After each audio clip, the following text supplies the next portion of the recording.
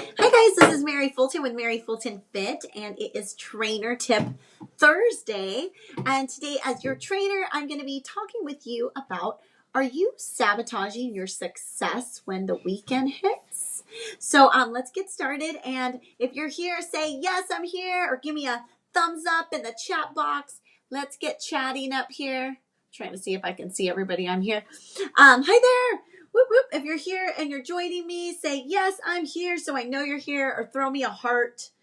And have you ever struggled with being super good all week, going to all your workouts and, eating really well and feeling really good about yourself, and then the weekend comes and you don't know what happened? Give me a yes in the chat box if that has happened to you right now. Let's see it. Awesome. Hi. Okay. Yes, you struggle with that, Renee. Me too. Where you are, you're like, I'm going to do really well. And then all kinds of things happen to you, right? Some of the things are maybe your excuses. Others are unplanned, foreseen things that happen. So tonight we're just going to talk about a few tips, about 4 or 5 tips that we can go to help you be ready when the weekend comes, and so you don't sabotage yourself and feel like you're, number one, we don't ever want to go into shame or guilt, okay? And also, we don't always want to feel like we're spinning our wheels and starting over again, right? Monday is always a new week, but that doesn't mean that, you do really good and then you just like go downward spiral, and then you have to restart again, right? Okay, so let's think of some great tips that we can use tonight, hi there, to help you. So, well, number one, it really is our mindset and planning. So I grabbed a little quote tonight, and the quote was, a goal without a plan is just a wish. So we all know what things we struggle with, right? So maybe it's Friday night when you get home from work. That's your night. Or maybe it's Saturday, or maybe it's Sunday when you're feeling really tired. So you got to have a plan. So a goal without a plan is just a wish.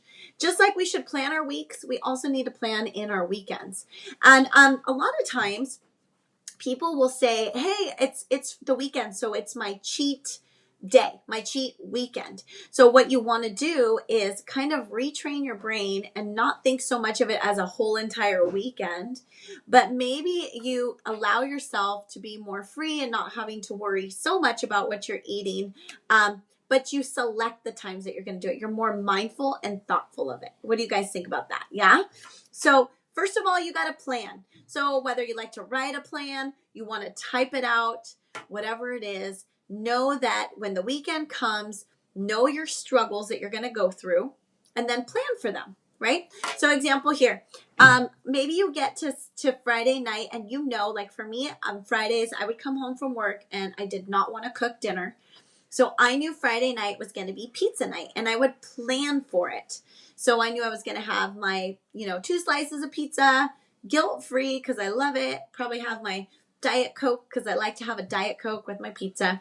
But I would plan for it by getting a salad to go along with it. Now, I know that sounds super simple. I'm sure you've heard that before, but it is just to reiterate planning. So I'm going to have a salad too with my pizza, okay?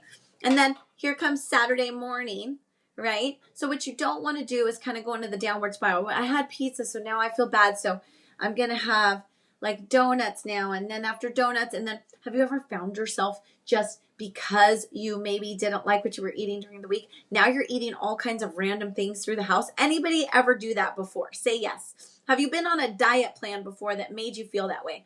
A long time ago, I did the diet plan where you had to eat cottage cheese and chicken and I don't know what, but you couldn't have anything. But on Sunday, you could have whatever you wanted.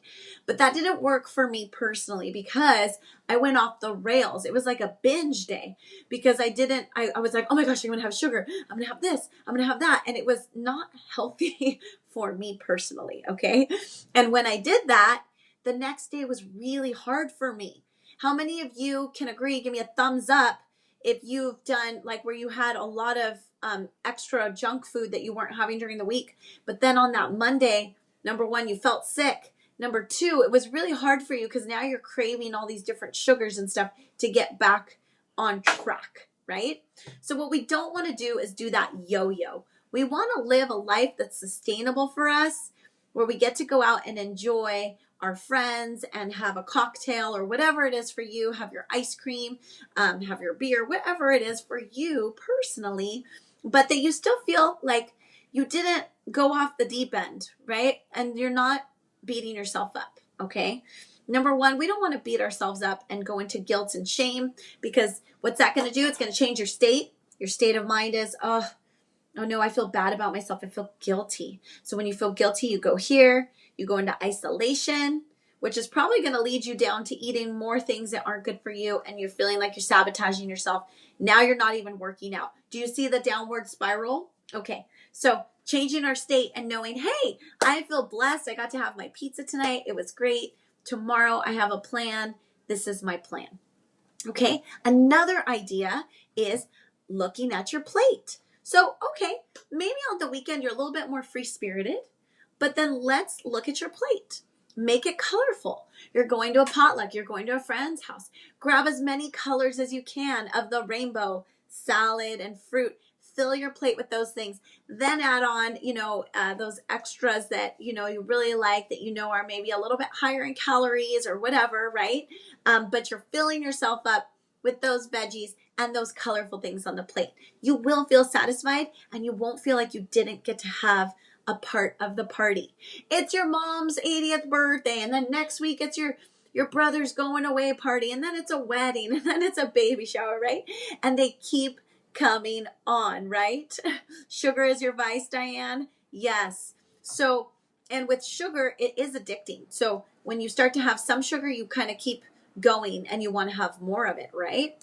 So it's really important that you just look at your plate. I used to have this girl that I used to be a Weight Watcher leader, guys. I don't know if you know that about me, but and so I would lead meetings and do this kind of stuff, talk about food. And one of my girls in the meeting, this always worked for her. She lost about 55 pounds, and she just walked and she really watched what she ate. But when at any party, she would go and she would get like just a little bit of everything from the party and put it on her plate and then sit down, and she would just take her time and enjoy it. And she didn't feel guilty about it. She felt very like in control of herself, and she still got to have the things that she loved to eat. A lot of times people label food as bad, and when you start to do that, you start to put yourself in the shame. Food is not bad. It is a gift, and we're so blessed to have it. And some foods, they are so delicious, right? And they might have more calories than others. And then some foods are so delicious and they're so good for us. Watermelon and celery and salads and everything, right? And they are blessings to us. It's just learning how to manage ourselves with those foods.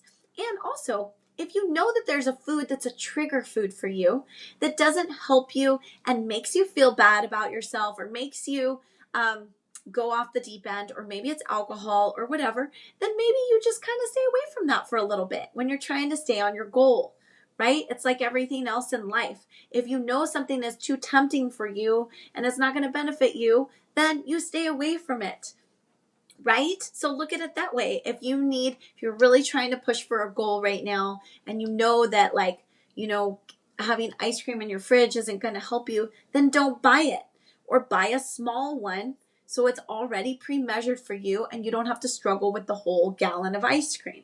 So those are just little tips that are going to help so that you don't go off the deep end and sabotage all your hard work or make yourself feel bad, which you shouldn't, okay?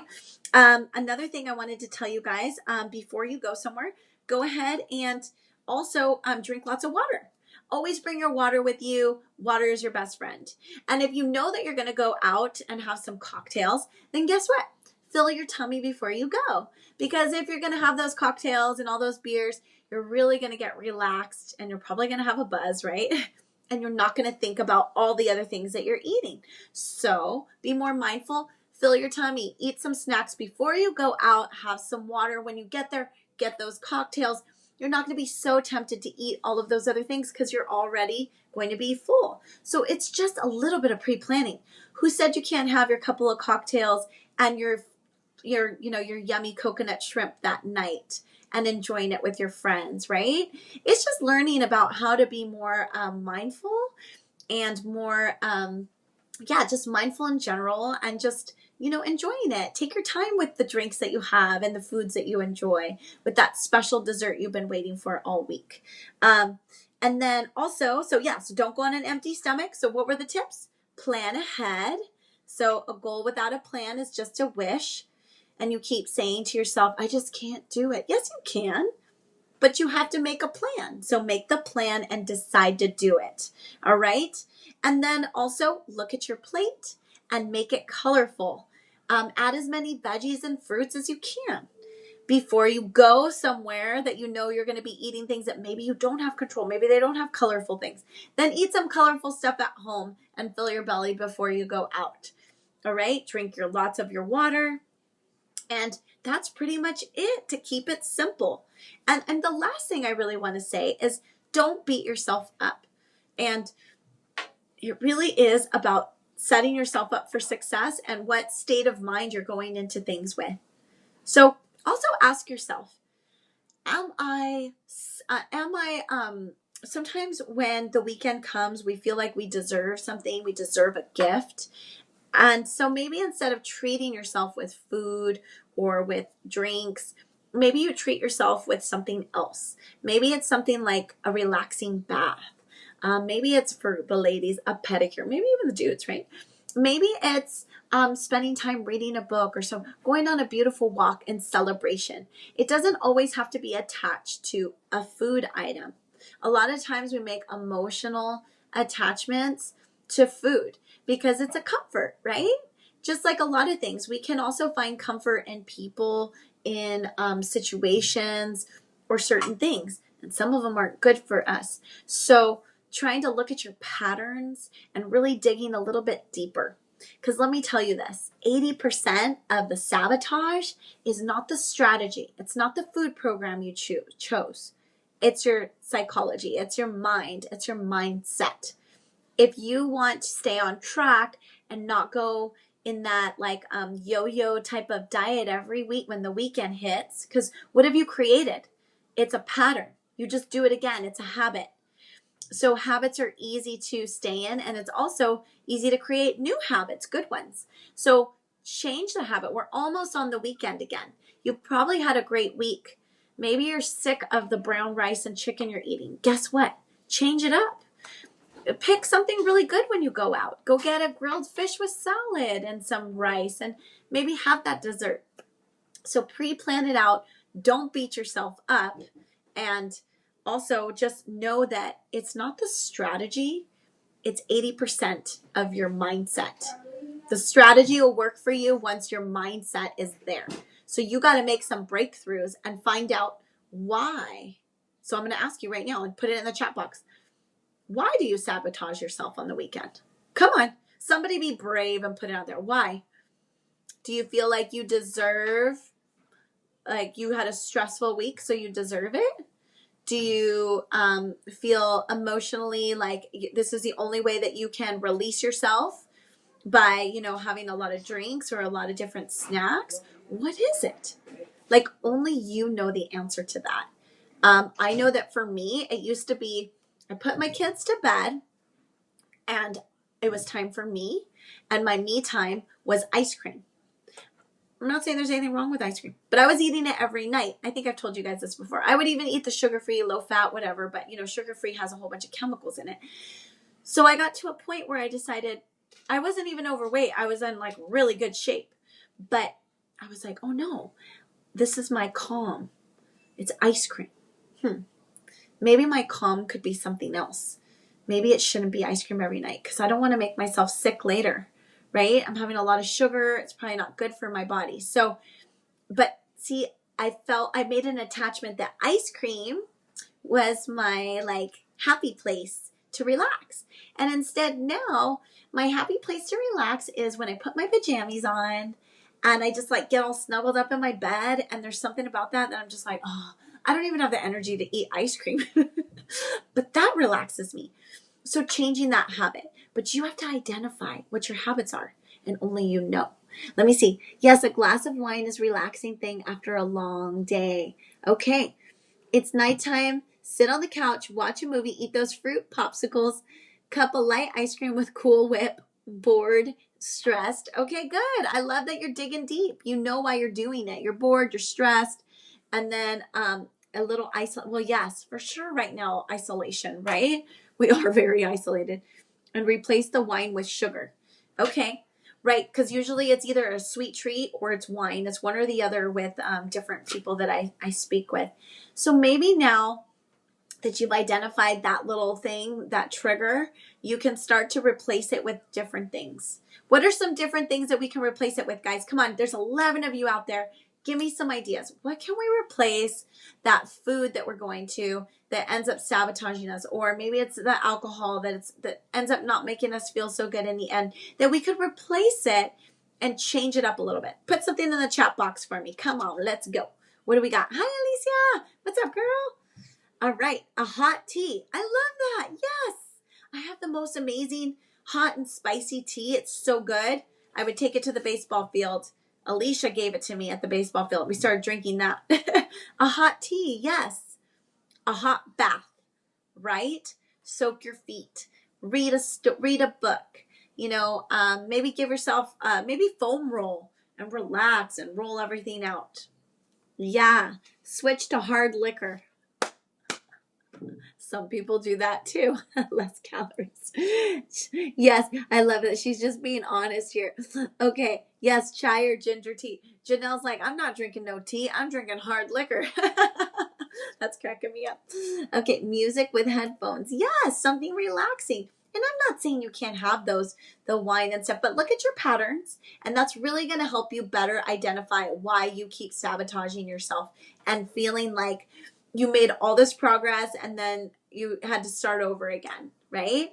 It's data. So check yourself out this weekend. Maybe just do what you normally do and sit back and watch why you do the things that you do. And pay attention to your state. Are you depressed? Are you angry? Where are you? Because remember, you can change your state in a second. If you're feeling depressed, what do you need to go to? Gratefulness and appreciation. Start thinking about all the things that you're grateful for. Before you go and grab that ice cream, stop yourself. Say, you know what? Before I go there to fill myself, I'm going to remember all the beautiful things that I'm grateful for today and bring them to your chest. Like, I'm grateful for my family. Oh my gosh, I'm grateful for my job. I am grateful for this. And you'll start to feel so full and awake and alive that you will change your state. I promise you, it really works.